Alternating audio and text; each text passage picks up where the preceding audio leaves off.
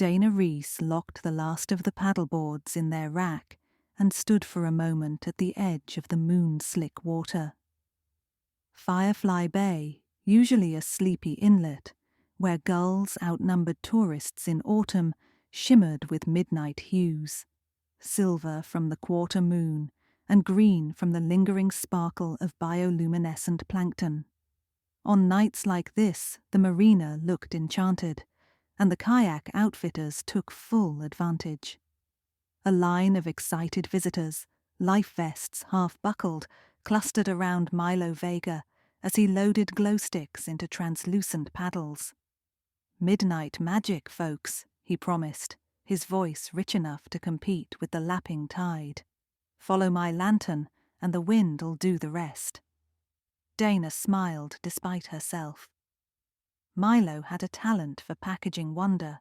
It was why she recommended his tours whenever renters asked what to do after sunset.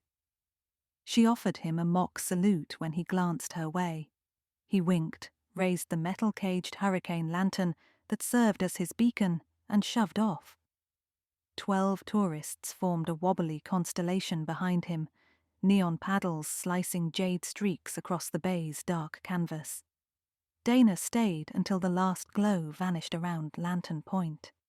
Then she locked the office, slung her messenger bag, and biked uphill to her studio apartment, unaware the night had already tilted toward the strange.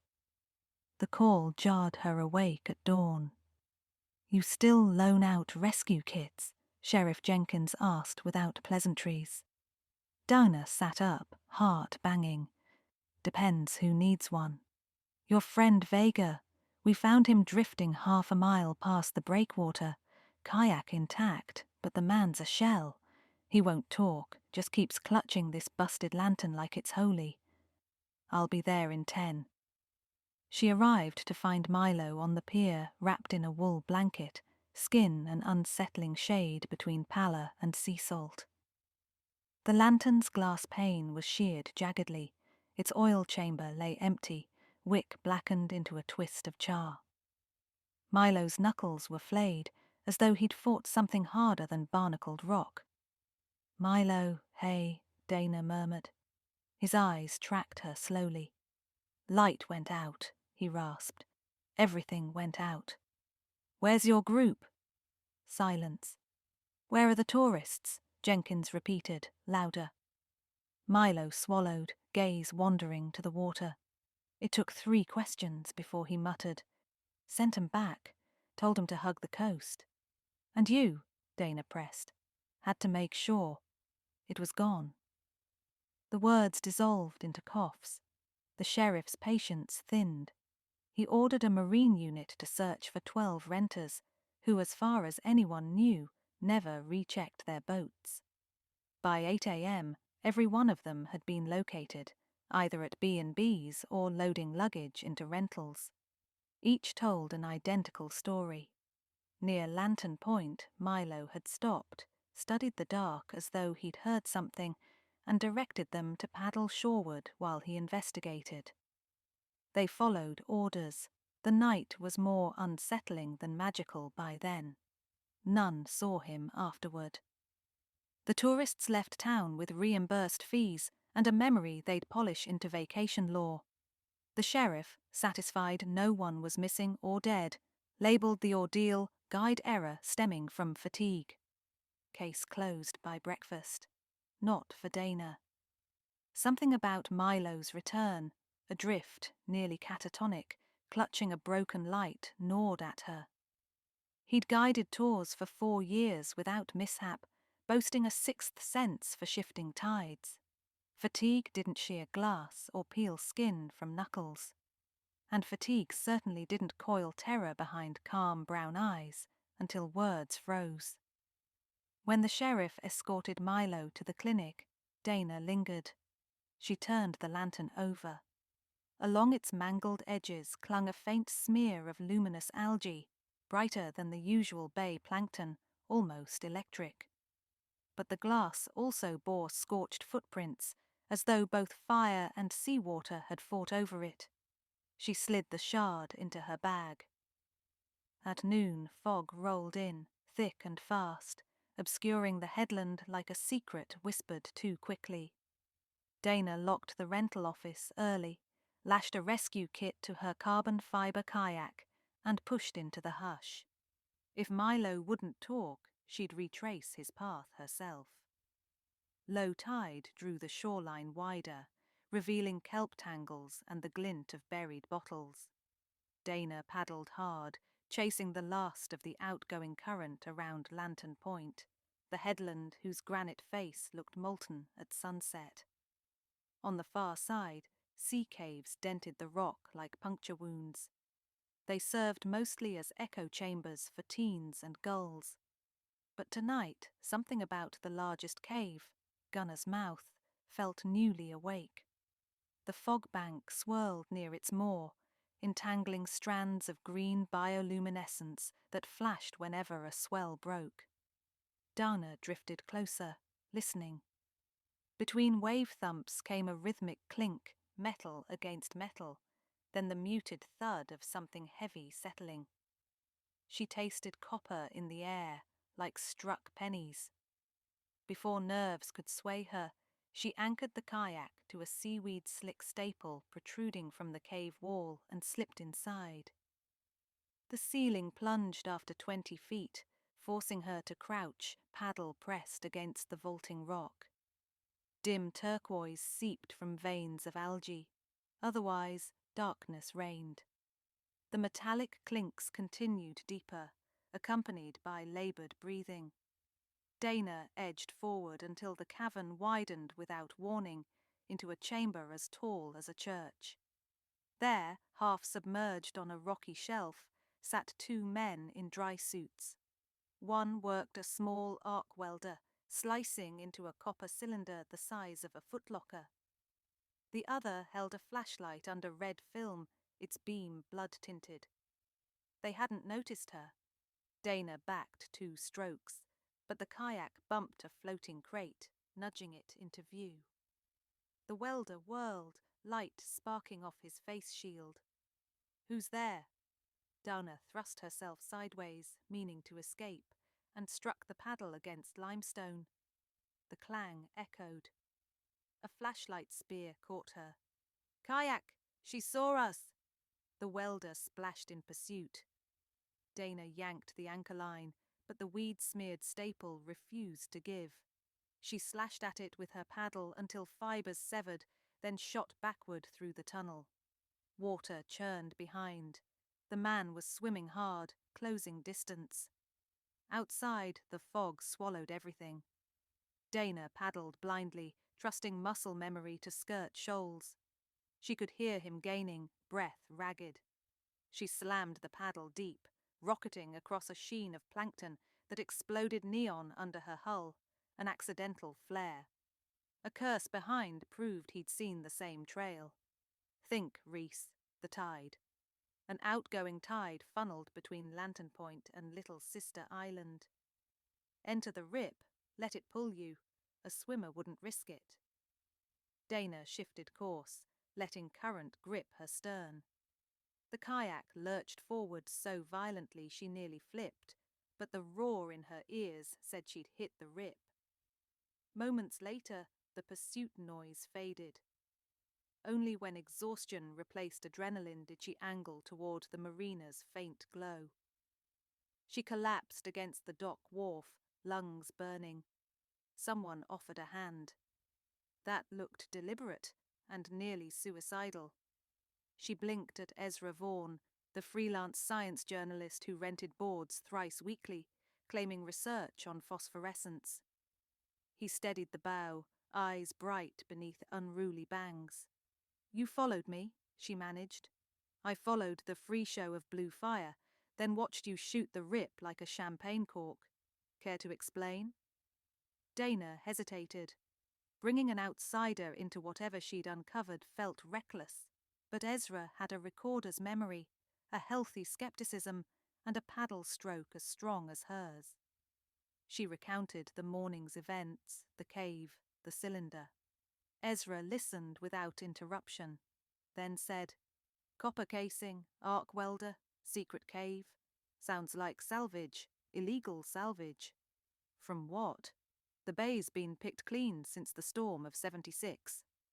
Not if something new washed in, or something old finally surfaced. He rubbed his jaw.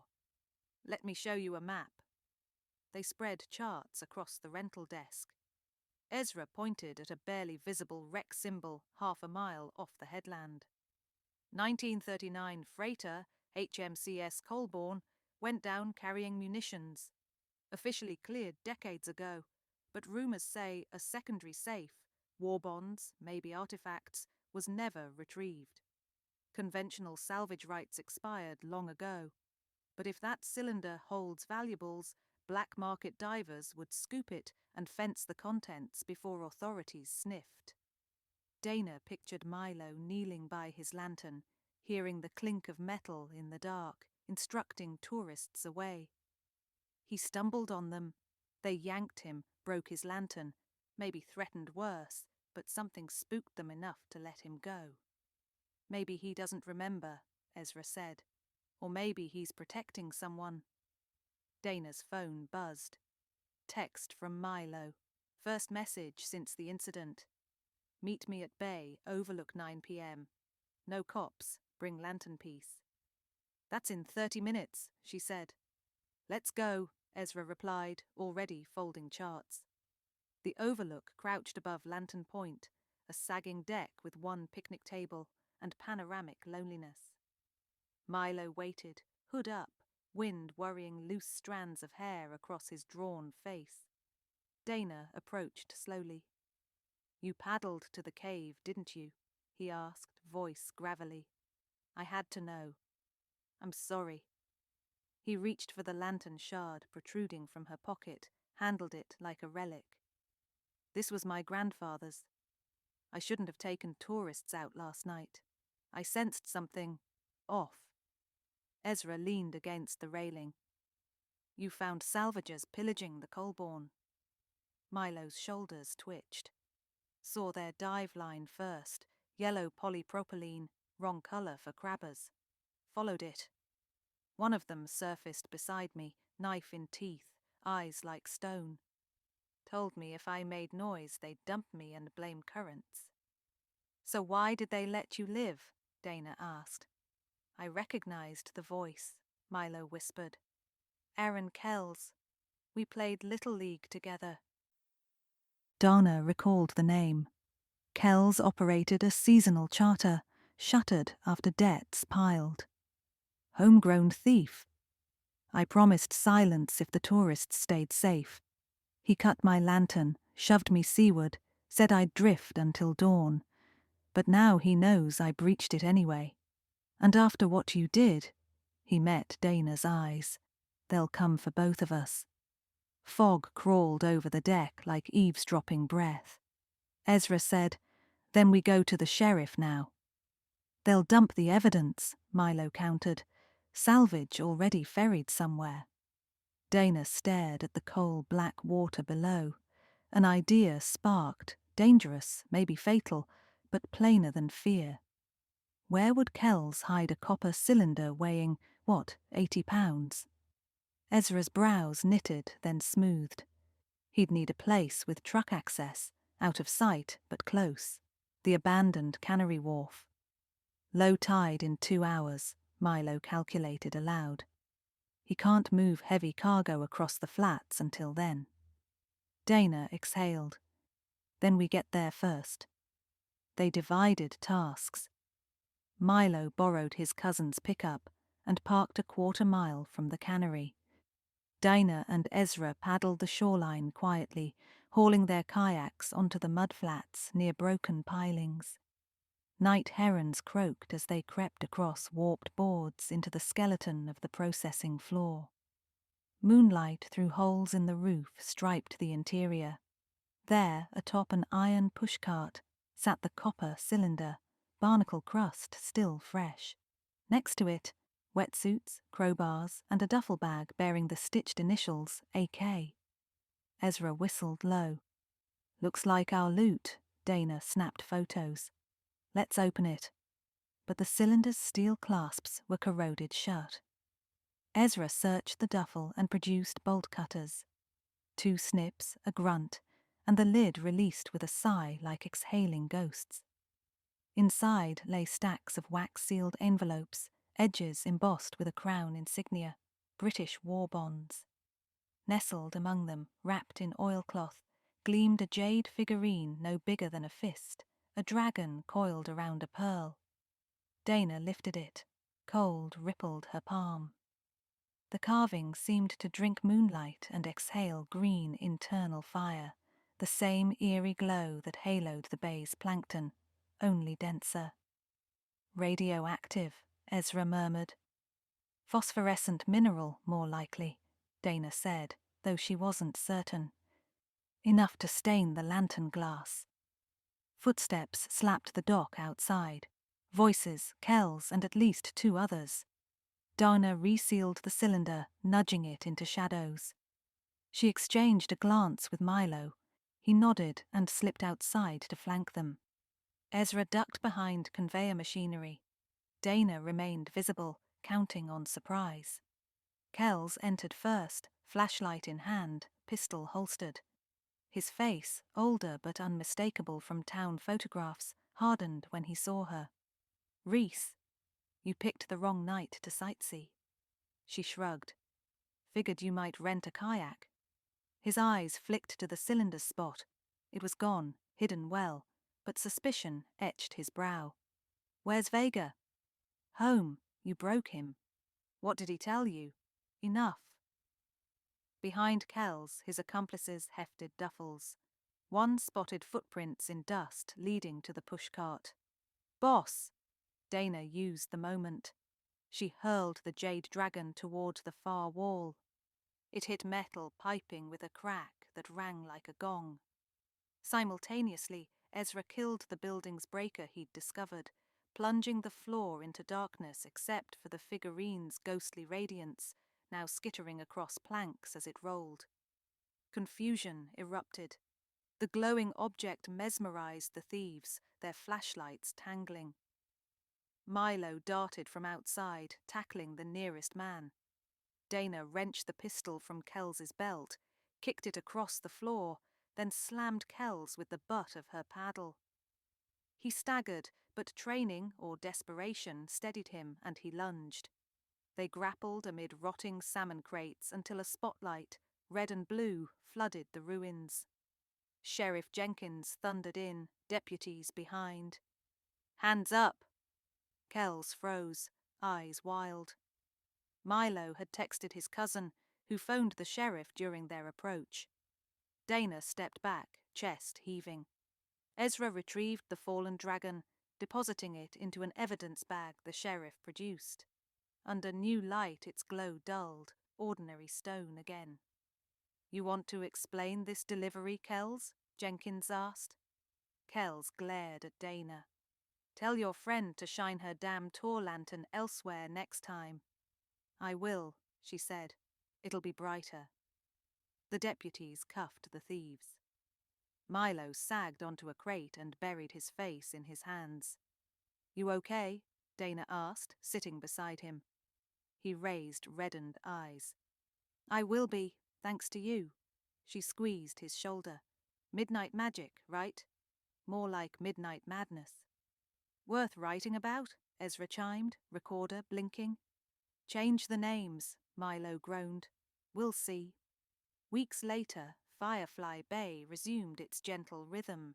Gulls, paddleboards, coffee-scented breezes.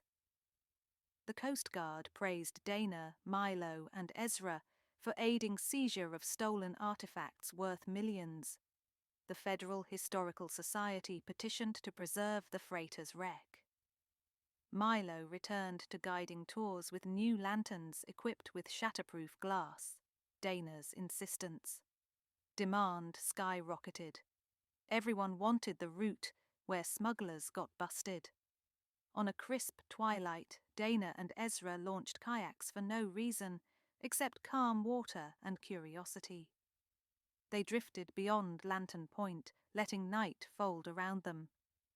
"Do you ever regret chasing the truth?" Ezra asked.